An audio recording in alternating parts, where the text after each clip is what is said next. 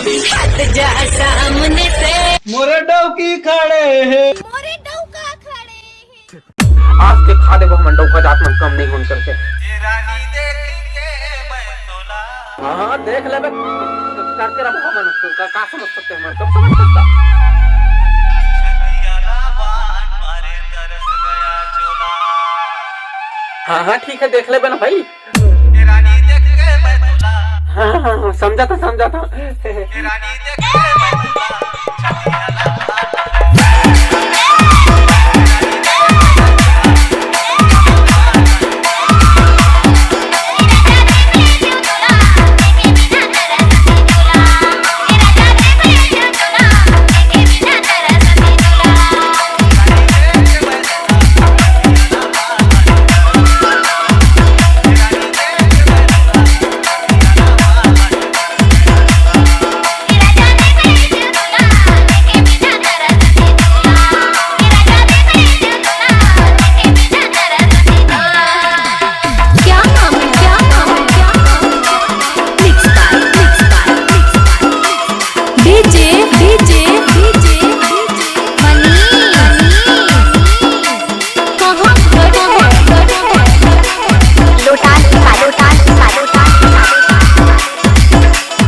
अरे गजब स्मार्ट दिखत हसे यार। ए टुरा ऐसे मोला काबर कहथस?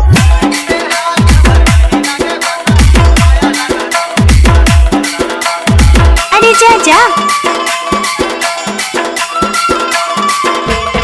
क्या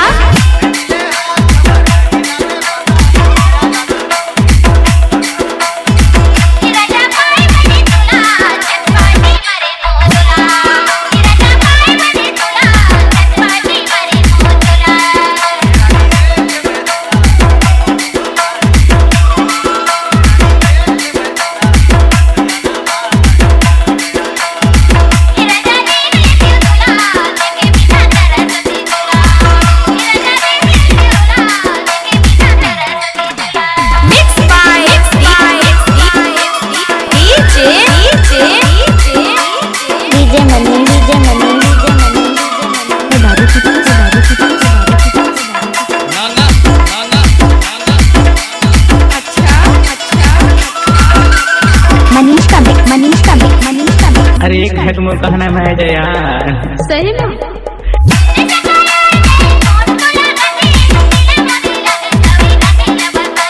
कारी भर मत दे बे भाई। गजब माल है तो करता ही पूरे।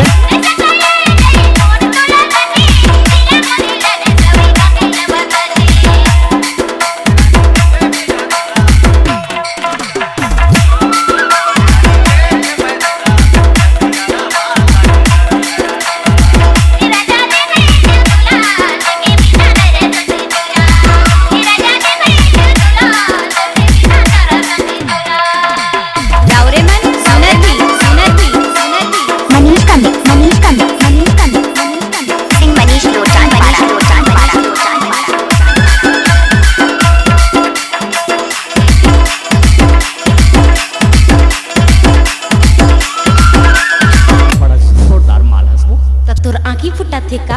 आँखें नहीं फुटा थे, अपन मना चक्कर चला थे का?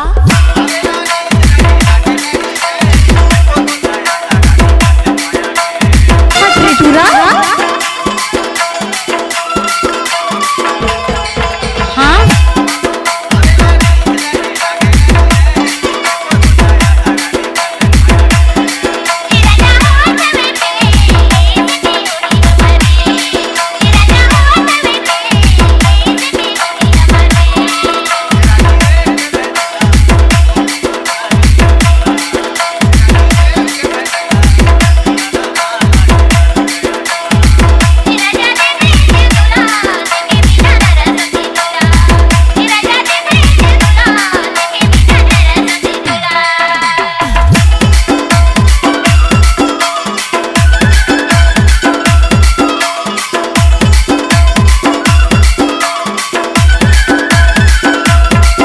पहले के जमाना में भैया एक घंटूरी के पाछू पड़े में 3 साल लगत रही। आजकल मोबाइल के जमाना है, फट ले नंबर पर और आधा राती रजाई के अंदर घुस के कैसे पूनम कल आवे के नहीं आवे यार।